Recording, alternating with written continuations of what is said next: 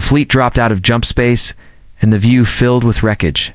Dozens of broken ships drifted in the dark, spinning slowly across the rim of the planet below. Fires glowed inside the shattered hulls like dying stars. Commander Lucas Hale stood on the bridge of the heavy cruiser Vanguard and said nothing. A low sound from the ventilation system filled the silence. Every officer around him waited for his voice.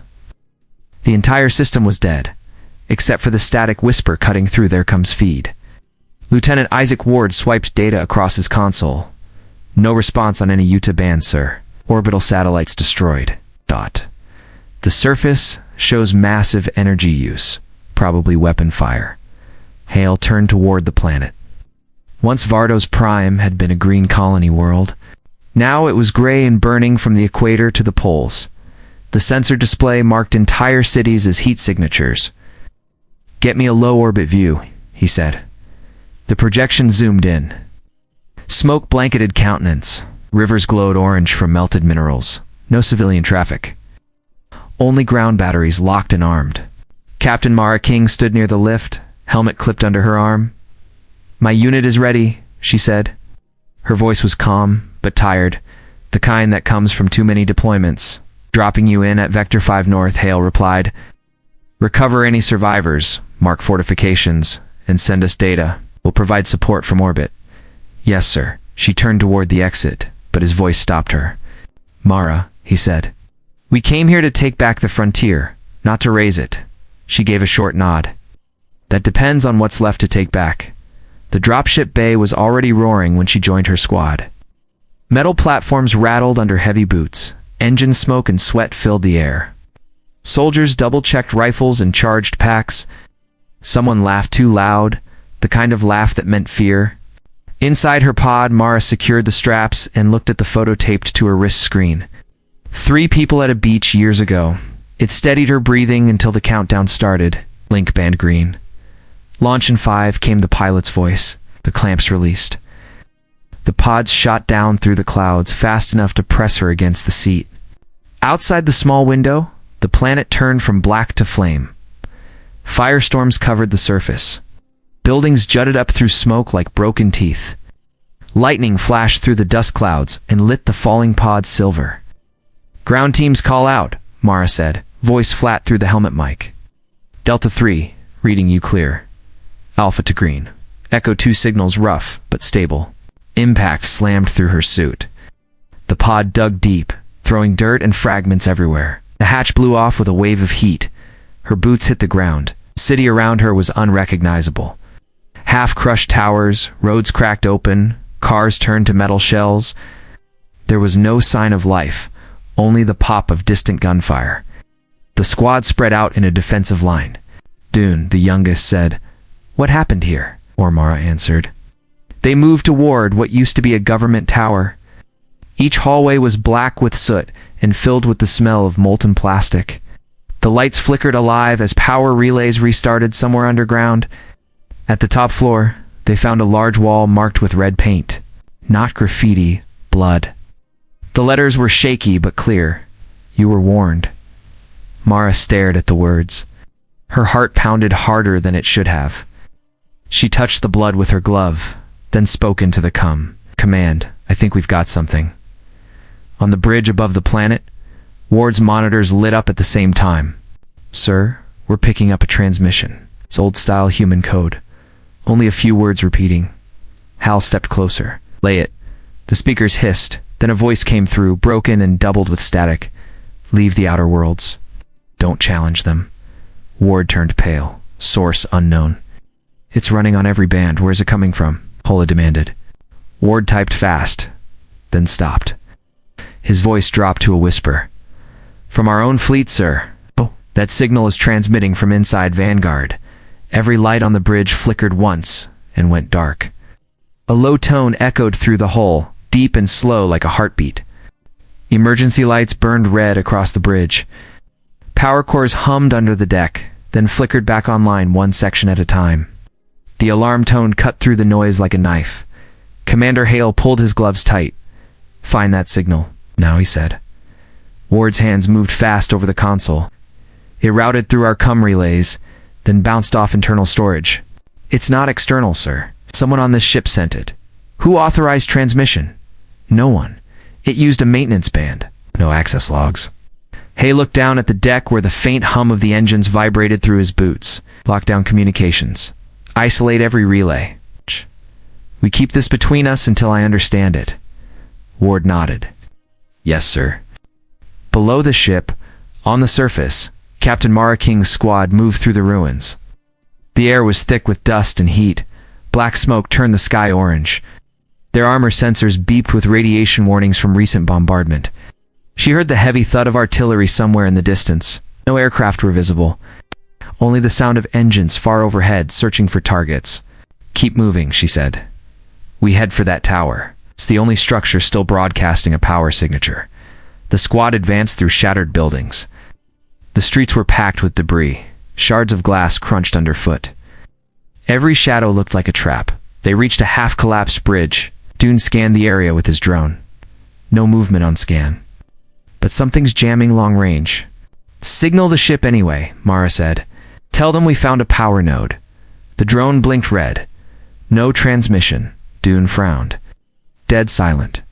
Mara's come clicked. King, this is Vanguard. We're reading power surges near your location. Recommend caution. Ward's voice came through, calm but tight. Copy, she said. We're going in. Inside the tower. The walls were scorched black. The elevator shafts were melted shut, so they climbed. Floors groaned under their weight. The higher they went, the stronger the electrical interference grew. Static crawled across every visor display. On the top level, they found a chamber filled with old servers still humming. The floor was slick from leaking coolant. Flashing icons glowed across half-dead monitors. Mara approached the main terminal. Anything? She asked. Sergeant Collins crouched beside her, running cables into her wrist pad. It's human design, but these codes are dated decades back. Very old systems. Someone woke them recently. Try to access logs. She waited while Collins entered command lines, and one screen lit up with blue lettering and lines of speech appeared, typed by an unseen user. Welcome back to the frontier, the screen read. The line repeated, then changed. You ignored the warnings. You built this war. Now you will finish it. Collins stopped typing. That's not a recording. It's responding to us. Pull the power, Mara snapped. He yanked the cord. The screen died. But immediately the same message appeared on every visor in the squad at once. They all froze. Ward's voice returned on comms. Captain King, the signal just spiked. You're transmitting from inside the tower. It's not us, she said. Then the floor shook. A low thudding started outside like heavy machinery turning back on. The windows rattled. Dune peered through a gap. Heat sources across the district. Multiple, starting to wake. Mara looked out. Rows of lights flickered on beneath the smoke. Dozens, then hundreds, buried in the ruins.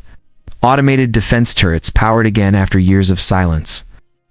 Everybody down, she shouted. The first barrage tore through the street below. Shells hammered through concrete and threw them against the walls. Dust filled the air. Up in orbit, Hale watched from the bridge. We're triggering automated batteries, Ward said. Those systems should be offline. They're not now, Hale replied. Get them out. On the surface, Mara's squad regrouped under fire. Half their cover was gone. Sparks rained down like burning snow. Command, we're cut off, she yelled into the radio. We need extraction. But instead of Hale's voice, a different one came through. A calm, human male voice, none of them recognized. You shouldn't have come back here, it said. This is not your war anymore. The line went dead, and all of their armor sensors flashed the same message. Asterisk, asterisk, signal origin detected nearby. Movement. Asterisk, asterisk. Mara turned toward the broken staircase. Boots echoed from below, rising fast toward them. The stairwell shook with every impact. Dust rained from the ceiling. The echo of approaching boots grew louder. Captain Mara King raised her rifle and signaled her squad to spread out across the upper floor. The building trembled, steel beams creaking with heat from the bombardment outside. Lights flickered as more automated turrets roared in the distance. Keep your eyes sharp, Mara said. Check targets before you shoot. Dune knelt beside a broken window, rifle steady. Movement on the stairs. 2, Maybe 3. Human heat signatures. Identify, she said. Before he could answer, gunfire burst through the doorway. Sparks exploded as bullets hit the wall beside Mara's head. She ducked, rolled, and returned fire. The others joined in. Bodies emerged from the stairwell. Gray uniforms, faces covered with ash and blood. Not rebels from any known unit. Their armor was scavenged, markings scratched off. The firefight lasted less than a minute. When it ended, 3 men lay dead on the floor, their rifles still warm. Mara checked one of the bodies. Oh, insignia. No IDs. Collins crouched beside her. They're armed with standard fleet gear. Where would they even get this? The same place they got the codes, she said. The building started to moan as supports gave way. She tapped her Command, we've got combatants down here. They're using our equipment. Request immediate extraction. Hale's voice came through static. Negative. The fleet's under fire from orbital platforms. We can't get clearance. You're on your own until we disable them. She glanced at the smoke filling the hallway. We won't last that long.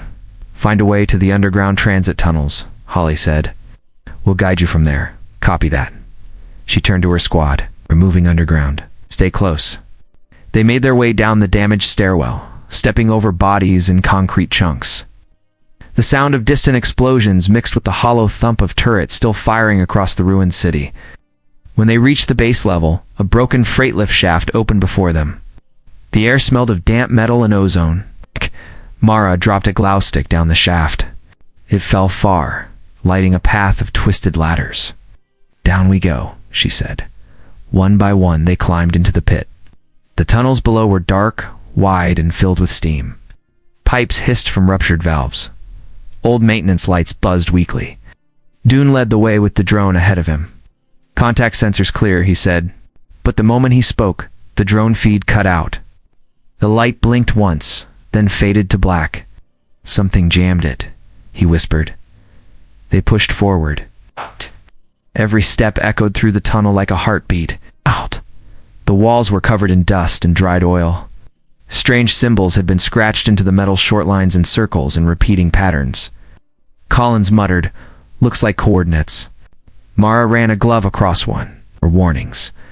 A faint hum filled the air, rising in pitch until it became a sharp tone. Ahead of them, a large circular blast door slowly began to open on its own. A cold blue light leaked from inside. Mara raised her rifle. Form up. When the door slid open fully, a man stood there in the light. He wore an old Terran officer's uniform, faded but intact. The collar patch bore the insignia of the United Terran Authority. His eyes were steady and hollow. "You're late," he said.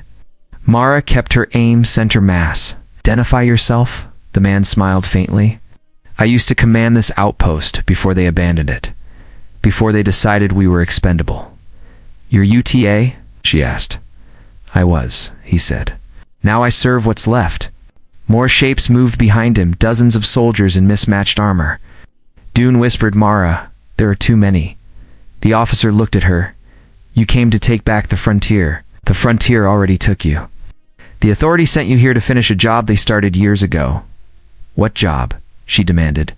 He tapped a small device on his wrist. "You'll see soon enough." The tunnel lights went white. Every comm started to shriek with feedback. Hale's voice tried to break through the noise, but was lost in static. The ground shook, as if something massive deep below had come alive. Mara grabbed her helmet tight, eyes wide.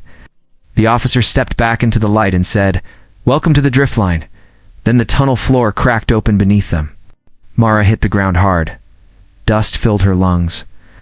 The sound of collapsing metal roared above her. She rolled onto her side and saw flashes of her squad falling through the broken floor. Heat and sparks flared from the wreckage. "Status," she coughed into her mic. Static answered. Then Dune's voice came through, breathless, alive. "Broken leg, maybe." "Collins is down, but breathing." She pulled herself up. The fall had carried them into another chamber deep underground. It was wide, circular, and alive with machines. Rows of reactors lined the walls, their cores humming like colossal hearts. Thick cables ran from them into the ground. Mara wiped blood from her face. "Anyone see the officer?" Dune pointed toward the far side. Figures moved through the smoke. The man in the faded UTA uniform stood beside a control console, a weapon slung across his back. "You shouldn't have come here," he called out. "This place was sealed for a reason." Mara lifted her rifle. "You planned that ambush?" He nodded. "I needed witnesses. Real soldiers. Ones who would understand what the authority built and then buried." The lights flickered, dimmed, and then brightened again. A low rumble passed through the floor. Dune looked at the nearest reactor core. "Mara, those things are charging. Every power cell is spiking." The officer shouted over the noise. "This site is not a city, it's a trigger. The old government prepared it as a failsafe. If they ever lost control of the frontier, they could wipe every colony clean." Mara stared at him. "You're saying this planet is a bomb?" "Not just this one," he said. "There are dozens like it. Link the signal you heard, it's their activation code." She stepped closer. "Turn it off, you can't," he said. "It was never meant to stop once started.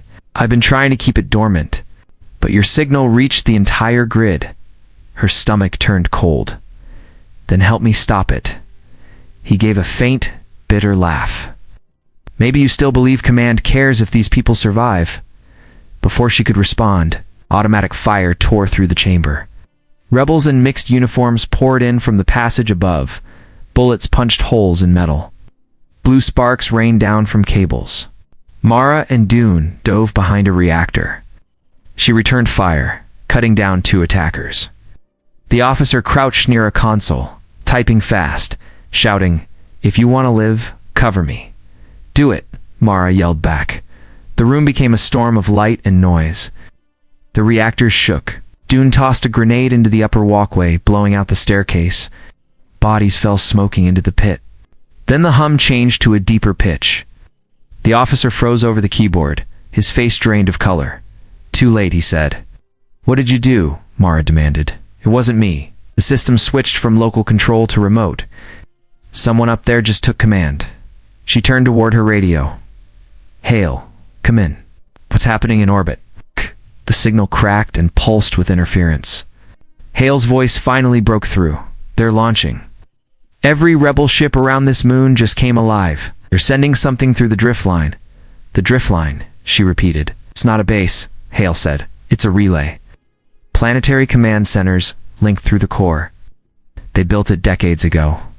His voice cut again, replaced by another, colder one across every channel. "All frequencies," it said. "Authorization Omega. Human command has failed. Initiating the final measure." Mara's visor filled with bright data symbols.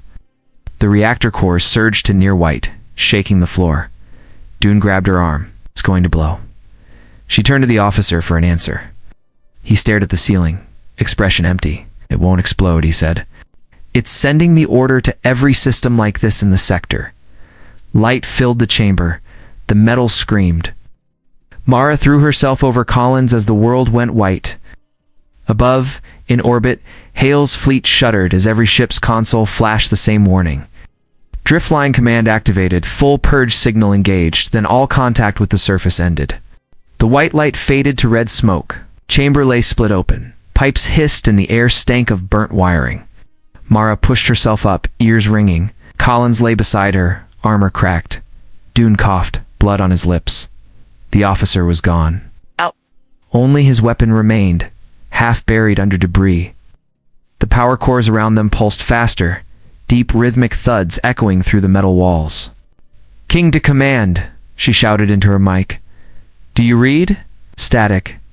Then Hale's voice came through, ragged. "I read. The driftline chain is live. Every colony relay is blinking like a beacon." "What happened down there?" "It sent something," she said.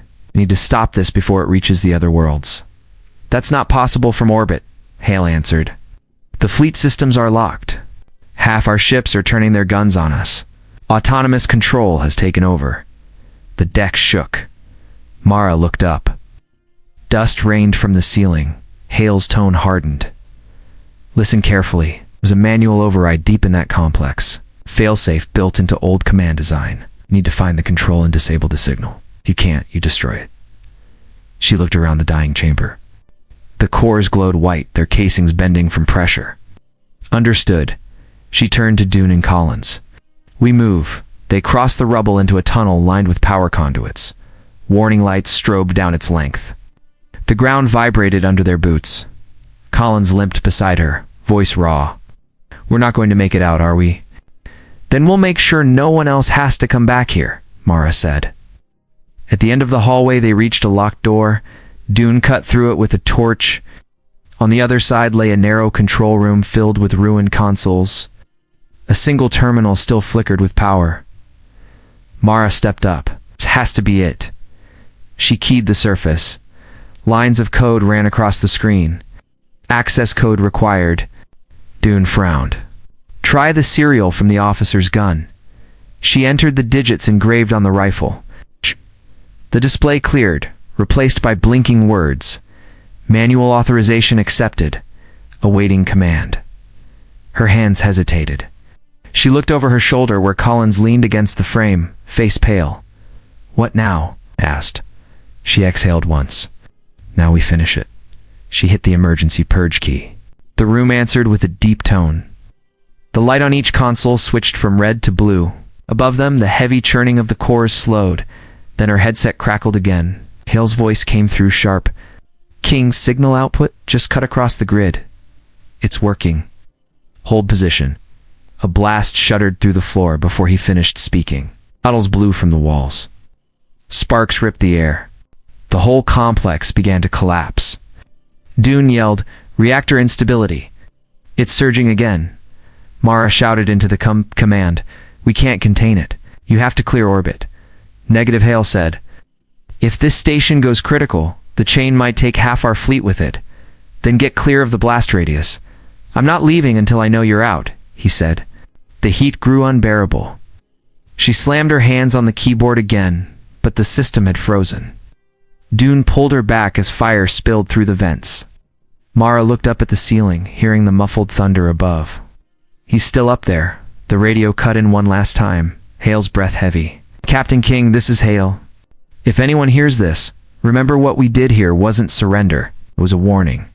She screamed his name, but the signal went dead. Outside, beyond the clouds, the fleet shined like small suns. In the next instant, their light vanished as the driftline's core erupted. A single pulse spread through space, silent and bright, reaching every colony and ship aligned to the same code. When the smoke cleared, the planet was gone from radar. In its place, drifted a quiet field of dust and static. Somewhere beyond the frontier, a signal repeated through deep space. Carrying Hale's voice cut short. "You've just challenged the galaxy's deadliest species."